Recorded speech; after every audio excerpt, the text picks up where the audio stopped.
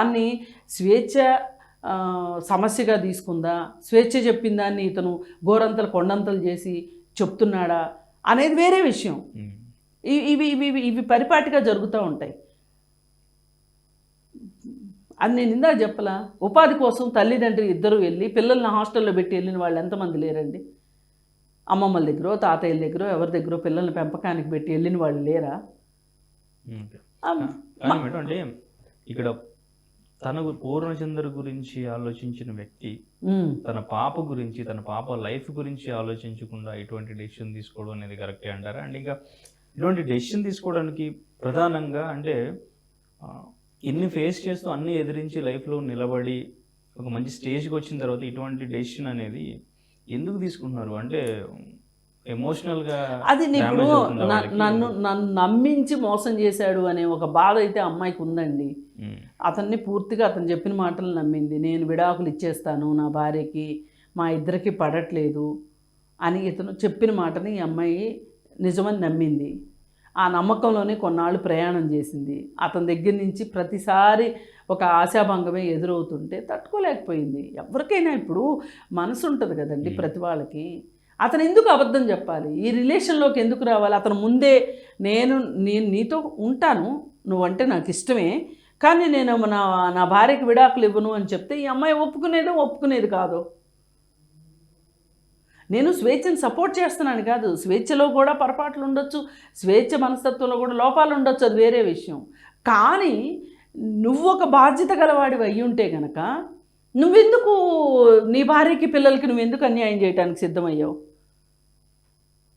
ఇప్పుడు వీళ్ళకి కూడా అర్థం కావాల్సింది ఏంటంటే స్వేచ్ఛ కాదు, స్వేచ్ఛ లాంటి స్థితిలో ఉన్న ఏ అమ్మాయికైనా అర్థం కావాల్సింది అసలు తన సొంత భార్యని పిల్లలకే అన్యాయం చెయ్యాలనుకునేవాడు మనకి చెయ్యడానికి గ్యారంటీ ఏంటి అనే ఒక ఆలోచన కూడా కావాలి. ఇక్కడ ఈ లివ్ ఇన్ రిలేషన్స్లో చాలామందికి అర్థం కావాల్సిన విషయాలు ఉన్నాయి. ఇక్కడ అర్థం చేసుకోవాలి. ఒక్కవేళ ఈ దీనిలో నిర్ణయం కొంచెం ఇటు అటుగా వచ్చినా కానీ అదేదో ఓటమిలాగా తీసుకొని అదేదో రెండో వాళ్ళ గెలుపుగా ఫీల్ అయ్యి మనస్తాపానికి చెందటము, కుంగిపోవటము, కుంగుబాటుకు గురవ్వటము, ఇలా బలవన్మరణాలకు పాల్పడటము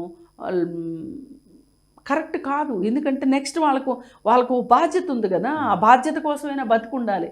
కానీ బాధ్యతను కూడా మరిచిపోయి ఈ నిర్ణయం తీసుకునేంతగా అతని నిర్ణయం ఈ అమ్మాయిని బాధించింది అంటే మనం దాని గురించి ఆలోచించాలా అక్కర్లేదా?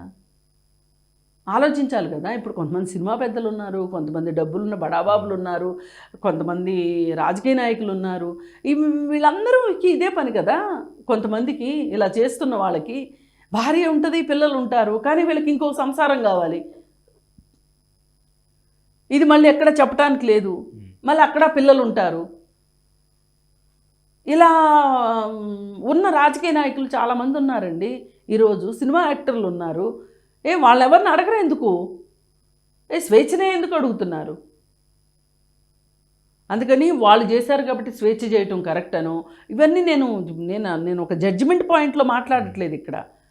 ఇక్కడ ఒకటే వీళ్ళు కూడా నమ్మడం కరెక్ట్ కదా. ఇప్పుడు ఫ్యామిలీ ఉన్న పర్సన్ ఆల్రెడీ మీకు ప్రామిస్ చేస్తున్నాడు అంటే అది ఫేక్ ప్రామిస్ అని వీళ్ళు ముందు నుంచి అంటే అటువంటి రిలేషన్లోకి వెళ్ళడం అనే ఆలోచన కూడా కరెక్ట్ కాదు. ఏదైనా నువ్వు అక్కడ విడాకులు తీసుకున్న తర్వాతనే మన రిలేషన్ మొదలవుతుంది. ఇష్టం ఉంటే అట్లా అట్టి పెట్టుకో అనే విధంలో అమ్మాయిలు ఉండాలి. ఆ మాత్రం ఆ మాట చెప్పగలిగే ధైర్యం ఉండాలి. అలా ఉంటేనే వీళ్ళు పడతారు. ఇప్పుడు అడుదిరిగి ఇడిదిరిగి ఎవరు నష్టపోయారు చెప్పండి? ఇక్కడ 4 రోజులు కేసులు ఎదుర్కొంటాడు, బయటకు వస్తాడు, అతను కొన్న డబ్బులకి అతను మేనేజ్ చేసుకుంటాడు, కోర్టులు మేనేజ్ చేసుకుంటాడు, ఏదైనా మేనేజ్ చేసుకోవాలి, డబ్బుతో ఏదైనా జరుగుతుంది. కానీ ఇక్కడ ఈ తల్లిదండ్రులకి కూతురు దొరుకుతుందా? ఆ పిల్లకి తల్లి దొరుకుతుందా? ఎవరు నష్టపోయారు ఇక్కడ? ఇప్పుడు ఇంత నష్టం జరిగిన తర్వాత కూడా ఇప్పుడు సొసైటీ నుంచి వస్తున్న ప్రశ్నలు నేను అంటున్నా, ఈ సొసైటీనే అడుగుతున్నా. మీరు అడుగుతున్న ప్రశ్నలు సమంజసమే, కరెక్టే. కానీ ఈ ప్రశ్నలు స్వేచ్ఛను మాత్రమే కాదు, ఇలా మీ చుట్టూ ఉన్న ఎవరినైనా అడిగి చూడండి, ఇలా చేస్తున్న వాళ్ళని అడిగి చూడండి, మగవాళ్ళని అడిగి చూడండి, ఆడవాళ్ళనే కాదు. ఇప్పుడు ఒక నిర్ణయం తీసుకొని ఒక నిర్ణయం ప్రకారం నిర్ణయాధికారం కావచ్చు, ఆస్తి కలిగి ఉండటం కావచ్చు, సమాజంలో వ్యవస్థలు మేనేజ్ చేయగలిగి ఉండటం కావచ్చు, ఏదైనా చేయగలిగిన అవకాశం ఒక పురుషుడికి ఉంటుందా, ఒక మహిళకు ఉంటుందా చెప్పండి. ఇప్పుడు చూడండి, సొసైటీ నుంచి వస్తున్న ప్రశ్నలు స్త్రీకే వేస్తున్నారు కానీ పురుషుడికి వేయట్లేదు. అతనికి ఎక్కువ శక్తి సామర్థ్యాలు ఉంటాయి ఈ విషయంలో. అందుకోసమే నేను అనేది ఏంటంటే, తప్పు ఎవరిది, తప్పు ఎంత ఉంది అని నేను ఇక్కడ ఒక త్రాసు పెట్టుకుని కూర్చోలే. కాకపోతే సమాజం నుంచి వస్తున్న ప్రశ్నలకి మీరు ఒకసారి డైరెక్షన్ మార్చి చూడండి, మీకు చాలా అర్థమవుతాయి. ఎందుకు డైరెక్షన్ ఎప్పుడు ఆడవాళ్ళ మీదే పెడతారు? ఎందుకు డైరెక్షన్ మీరు మగవాళ్ళ తిప్పి చూడండి, ఒక చూపటు కూడా వెయ్యండి. ఎందుకు మీరు అగ్నిసాక్షిగా పెళ్లి చేసుకున్న భార్యలు ఉన్నారు కదా, పిల్లలు ఉన్నారు కదా, మీకెందుకు ఈ పక్క చూపులు ఎందుకు అని అడిగి చూడండి. ఎంత మాట ఇచ్చి ఎంత నమ్మక ద్రోహం చేయకపోతే తన ప్రాణం తీసుకోవటానికి సిద్ధపడుతుంది. ఒకవేళ మాకైతే ఈ రోజుకి మాకు నమ్మకం లేదు, అది హత్య అని నమ్ముతున్నాము.